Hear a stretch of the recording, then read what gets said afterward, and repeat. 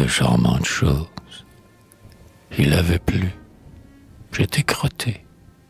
Mais puisque j'ai vu tant de roses, je dois dire la vérité. J'arrivais tout près d'une église, de la verte église au bon Dieu, où qui voyage sans valise, écoute chanter l'oiseau bleu. C'était l'église en fleurs, bâtie sans pierre, au fond du bois mouvant, par l'aubépine et par l'ortie, avec des feuilles et du vent.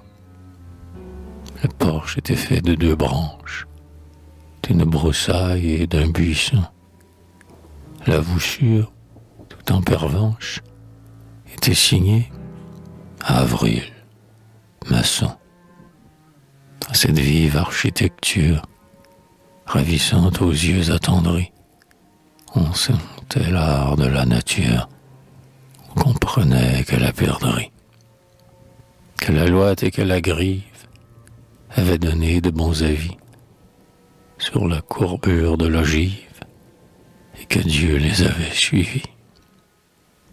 Une haute rose trémière dressait sur le toit de chardon ses cloches pleines de lumière où carillonnaient les bourdons. Cette flèche gardait l'entrée, derrière on voyait s'ébaucher une digitale pourprée, le clocheton près du clocher. Seul sous une pierre, un cloporte songeait, comme Jean de Patmos. Elle les s'ouvrait près de la porte et tenait les fronts baptismaux. Au centre où la mousse s'amasse, l'autel, un caillou, rayonnait, lamé d'argent par la limace et brodé d'or par le genêt. Un escalier de fleurs ouvertes, tordu dans le style saxon, copiait ses spirales vertes sur le dos d'un colimaçon. Un citise en pleine révolte, troublant l'ordre, étouffant l'écho, encombrait toute l'archivolte d'un grand falbala rococo. En regardant par la croisée, ô joie, on sentait là quelqu'un. L'eau bénite était en rosée et l'encens était en parfum. Les rayons à leur arrivée et les gais zéphyrs querelleurs allaient de travée en travée baiser le front penché des fleurs.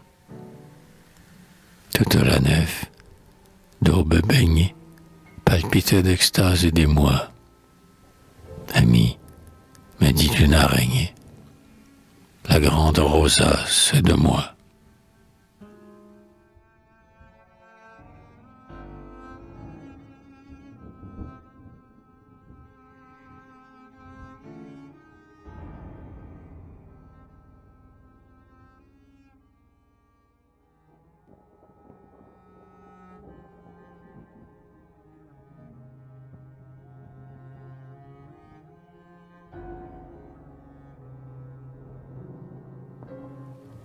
Tout était d'accord dans les plaines, tout était d'accord dans les bois, avec la douceur des haleines, avec le mystère des voix.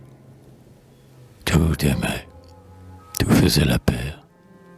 L'arbre à la fleur disait « Nini ». Le mouton disait « Notre Père, que votre saint foin soit béni ». Les abeilles dans l'anémone mendiaient et s'indiligent. Le printemps leur faisait l'aumône dans une corbeille d'argent. Et l'on mariait dans l'église, sous la myrte et le haricot, un œillet nommé Cydalise, avec un chou nommé Jaco. Un bon vieux pommier solitaire semait ses fleurs, tout triomphant.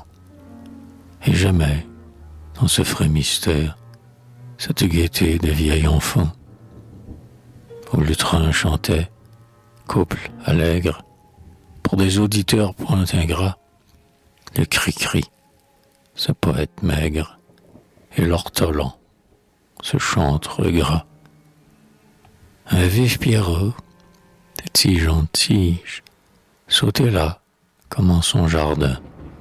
Je suivais des yeux la voltige qu'exécutait ce baladin. Ainsi qu'au temps où Notre-Dame, pour célébrer n'importe qui, faisait sur ses tours, comme une âme, envoler Madame Saki.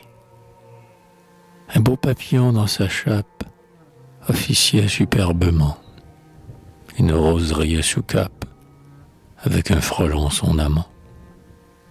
Mais, du fond des molles cellules, les jardinières, les fourmis, les frémissantes libellules, les demoiselles, chastes miss, les mouches aux ailes de crêpe, admiraient près de s'affriner ce frelon, officier des guêpes, coiffé d'un képi galonné, caché par une prime vert, une caille, un merle siffleur, buvaient tous deux au même verre, dans une belladone en fleurs. Pensif, j'observais en silence, car un cœur n'a jamais aimé sans remarquer la ressemblance de l'amour et du mois de mai.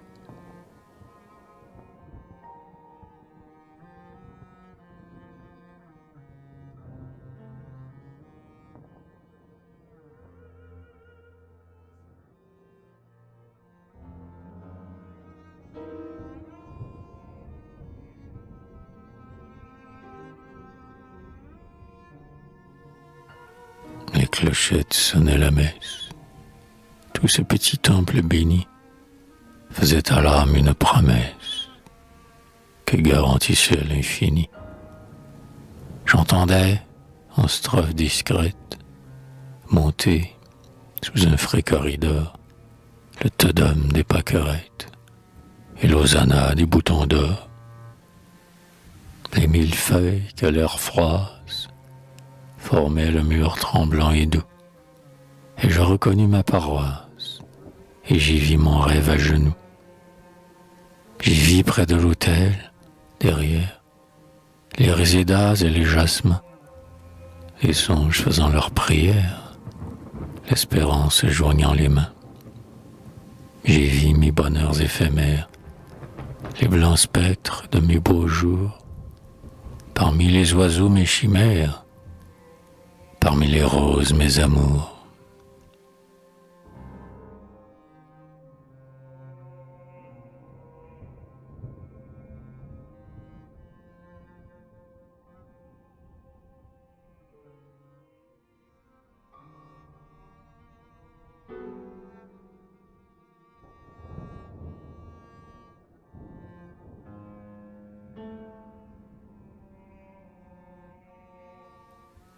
Un grand haut, de forme incivile, du haut de sa fauve beauté, regardait mon habit de ville. Il était fleuri, moi crotté. J'étais crotté jusqu'à l'échine. Le haut ressemblait au chardon que fait brouter l'ânier de Chine, son âne de Céladon. Un bon crapaud faisait la lippe près d'un champignon malfaisant.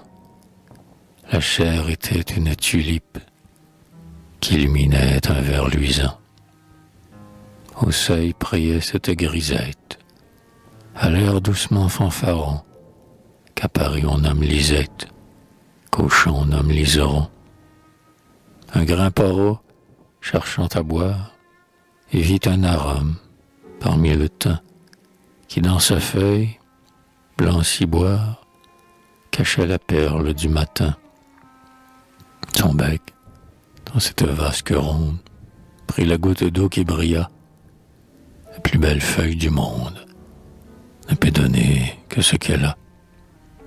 Les chenilles peuplaient les ombres, l'enfant de cœur coquelicot regardait ces fileuses sombres faire dans un coin leur tricot.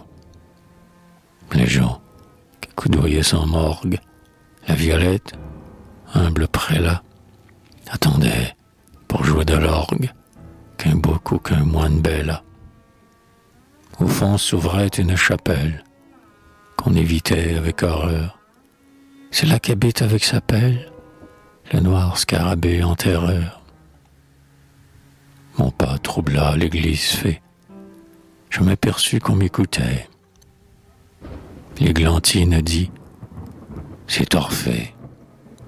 La ronce dit: c'est Coltais.